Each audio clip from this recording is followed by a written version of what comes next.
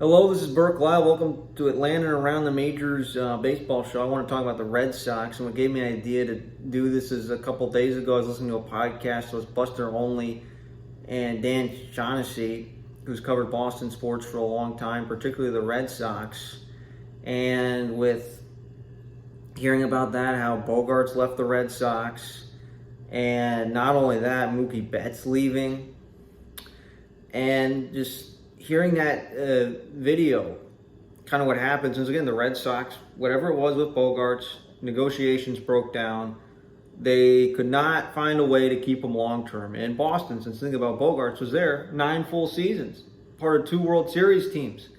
I think just turned 21 when they won that first World Series in 2013. And you somehow let him go. Kind of how you let Mookie Betts go. That's the one you really let get away. I mean, within a year. So Mookie Betts, 2018, they let him go as well. MVP, wins the World Series, 108-win Red Sox team. And then 1 full season later, February 2020, is traded to the Dodgers. So you let Betts go as well. Someone who could have been a franchise icon in Boston. No question about it. And the same thing happened to John Lester, also happened to Nomar Garciaparra. That was kind of more about, did he fit the team or not about a money issue. So those things happen as well. So again, guys who could have been Red Sox for life, and just, I think the Red Sox organization's changing. I mean, you think about Bloom, who came from Tampa. It seems like the current philosophy is trying to build through the farm system and developing talent that way. This is different from what the Red Sox used to be. I feel like the Red Sox were better when they won championships, trying to go toe-to-toe with the Yankees, like they were in 2003 and 4. And again, they were better than the Yankees in 2017, certainly in 2018. You could say in 2021, just barely. Yeah, they're about the same, but they went further. And here's the thing about the Red Sox is they're inconsistent. It seems like they're all or nothing. Sure, they've won 4 World Series. 2 of those, 04 and 07, were kind of consistent success year in and year out. In 2013, I don't know how they found a way to win the World Series, and they kind of went through a couple last place finishes kind of in transition. And then 18, they had 3 good years in a row, won the World Series, and then kind of dropped off. Last place finish in 2020, and then last year, they're in last place again. I mean, yes, they were below 500. They did win only 78 games. And they fell apart in the second half. They look like a potential playoff team for a long time. And just with the Red Sox organization, I mean, you think about the Yankees. Consistent success the last 6 years. By their standards, they have not won the World Series. They have not. Yes, the Red Sox do have a World Series in the last 6 years. The Astros have 2, 17, and last year. Even the Nationals have a World Series ring in that span. Completely fallen off. In 3 years, I went from a World Series championship team, and you can do a whole nother video on the fall of the Washington Nationals. The Nationals, World Series champions, and then losing 97, and then losing 106 games last year, worst team in baseball. Don't win the draft lottery. So then, the Nationals, Scherzer, Turner, Rendon, Bryce Harper, losing Juan Soto. Think about the talent, the frontline talent that they once had and lost. And then giving Strasburg a bad contract. Okay, that's the Nationals. That's an example of another champion in the last 6 years, because you think about consistency, the most consistent franchises in baseball. Yes, the Dodgers have won a championship in that span. Yes, the Atlanta Braves have won a championship. So again, the Braves have been consistently good the last 5 years. The Astros have been consistently good the last 6. The Yankees have been consistently good. No World Series champion to show for. No World Series appearance. 3 times they lost to the Astros. Red Sox during that span, the last 5-6 years, they won 3 AL East titles in a row, so consistently successful. Took a step back in 19, bad in 20. 21, first full season back, they went to the LCS. Could have won that series. Everything changed in Game 4. And last year, last place again. So the Red Sox, success, a fair amount of it the last 5-6 years, but also last place finishes too. Also some what is going on here? type moments. The Blue Jays, they've built themselves up to be a contender in the AL East. And who knows? If things go right, maybe they play better than expected, and they could be dark horses in the American League. The Rays, consistently good. The last 5 years, they've won. They've been above 500. They've been consistently good. Even last year, they found a way to make it to the playoffs. Anything can happen in the playoffs now. We saw what the Phillies did, okay? And then the O's, who were terrible the last 4 years, last year surprised everybody, had a winning record.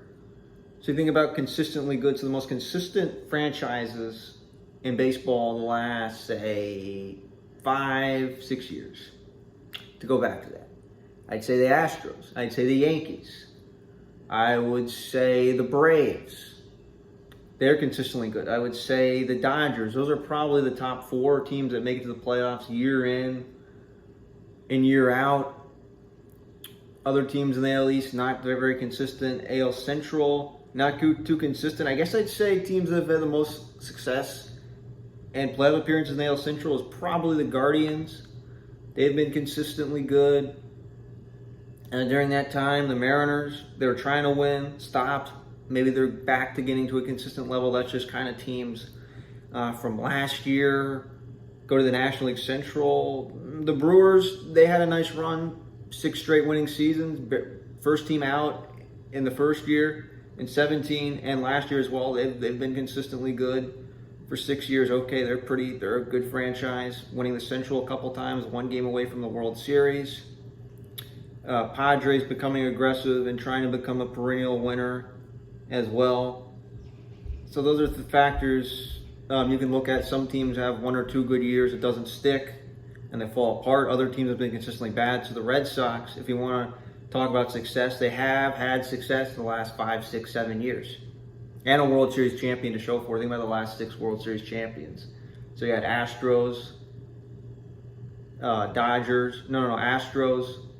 Astros, Red Sox, Nationals, Dodgers, Braves, Astros. I'd say 4 of those teams, or really 3 of them, the Astros, the Dodgers, and the Braves, consistently good. And I think will be good in the long term. Other teams, Red Sox, Nationals, were good, yet they've somehow, even more so for the Nationals, they've lost that identity. So those are kind of factors there. So you let Bogarts and Betts leave, to get back to that point. You let them both leave, and 2 guys who could have been franchise guys to build the team around. Those could have been the guys to build the team around. And now you wonder, will the same thing happen to Rafael Devers, who is going to be a free agent after this year? And seeing that happen first, that is not a good sign. I mean, if you let Devers leave, since someone else is going to pay him, especially depending on what happens with his performance, which, by the way, let's just talk about Rafael Devers right now. While we're thinking about it, let's go to his baseball reference page. So Rafael Devers, by the way, in his career, has 139 home runs. His biggest years were in 2019, where that you could consider that was his breakout year. Had 200 hits, 32 home runs, 115 RBIs.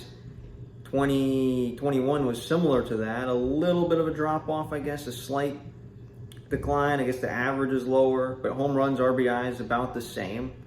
A lot of extra base hits last year, fairly similar as well. So again, good, steady performer. Missed a few more games last year, played in 141. But Devers, if you want to go based off since 2019, a very good hitter. Successful, I think, in 2020. I think was on pace for 30, 100 RBIs. Once again, another really good year. Will not steal bases. I would say is not that good defensively. Definitely a weak. In fact, yeah, look at his defensive metrics. Yeah, definitely a weakness in the negatives, well in the negatives. So Devers, a good hitter. Third baseman, maybe he's the type that moves to first base or DH later on in his career. But again, Devers, and you think about successful Dominican Red Sox hitters, and also Pedro Martinez, a pitcher. You think about Manny Ramirez, you think about Big Papi. Devers could potentially fall into that category of successful Dominican Red Sox. And also just in general, in terms of Dominican baseball fans, most of them are in Boston and New York. So again, both of those are the most popular baseball teams among those fan bases. So not only that, Devers, based off his production, if you let him go then that's bad for the Red Sox. I mean, again, Betts. What if Mookie Betts would have stayed in 2021 and 2022? Is that the difference between the playoffs and not? I mean, think about what Mookie Betts did last year in the Dodgers. MVP candidate. What if you had Betts last year? Would he have made it to the playoffs instead of the Rays? What about 2021? I mean, how do you let Betts go?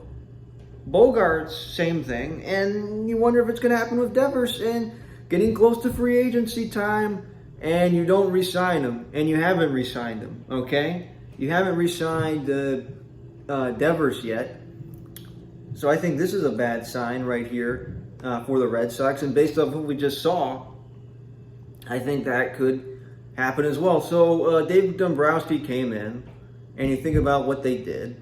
And just Red Sox history in general. So you think about their teams, right? Pedro Martinez, they trade for Pedro Martinez, made a big move to bring him to Boston. That launched the era of success, helped break the curse of the Bambino. Bringing in Kurt Schilling, 1-2 punch. Bringing in Josh Beckett, Mike Lowell, 2007 World Series. Trading for Victor Martinez, again, aggressive move at the time. I just thought of that name, forgot about it. Trading for Adrian Gonzalez, that 2011 Red Sox were very aggressive that offseason. They traded for Adrian Gonzalez and Chris Sale as well. Chris Sale, and remember Brian Cashman, I think, made a statement that they're Golden State Warriors of baseball. And again, the Red Sox used to be aggressive. And Dombrowski, think about what he's doing with the Phillies. Trey Turner. That's a recent example, a team that lost in the World Series. So just, again, and Dombrowski did the same thing in Detroit. Has a history of winning. And you fired Dombrowski, I think it was, what I remember, I think it was during 2019. I don't even think the season was over yet when it happened. So just the Red Sox, and then signing Manny Ramirez, signing Johnny Damon, John Lackey, Carl Crawford, that was a big aggressive move. Hanley Ramirez, Pablo Sandoval, those were not good moves. Hanley Ramirez had some success in Boston. He did. Really, 2016 he did. But Carl Crawford, David Price, J.D. Martinez. Again, Martinez and Price and Sale, huge for the 2018 Red Sox. So they used to be aggressive. That has changed. Think about all the names they traded for and signed. They're not doing that anymore. They're not. And then, not only that, not re-signing Betts and Bogarts, making sure they're franchise icons. And then you wonder the same thing with Devers. So just I'm confused about the Red Sox. And they are a confusing franchise. I mean, just they were consistently good for a long time. Consistently good for a long time throughout the 2000s. 2010s, I'd say they've been kind of hit or miss. They won 2 world championships, 2013. Kind of take a couple years off. And build a consistent foundation from 16, I'd say, through 18, 19, okay, step back, 20, pandemic year, 2021, you come back and you go to the LCS. So let's look at the 2021 Red Sox, compare them to 2022. So in 2021, they won 92 games, made it to the playoffs. They had, Bogarts had a good year for them. Devers did. Just a lot of guys contributing. Hunter Renfroe under the radar. J.D. Martinez a good year. Enrique Hernandez having a good year in terms of starting pitching. You have Nathan Eovaldi. Eduardo Rodriguez, who let him go. Okay. Nick Pivetta. Martin Perez had a bad year. Had to be moved to the bullpen. So you kind of had that was a pretty good team. I mean, they couldn't quite figure it out. I mean, it wasn't the best team, but that team could have gone to the World Series. I mean, and kind of a nice team. And then last year, you win 14 fewer games. I mean, yeah, you bring in Trevor Story. That doesn't work out. Bogarts has a good year for you. Maybe drops off a little bit, at least power-wise.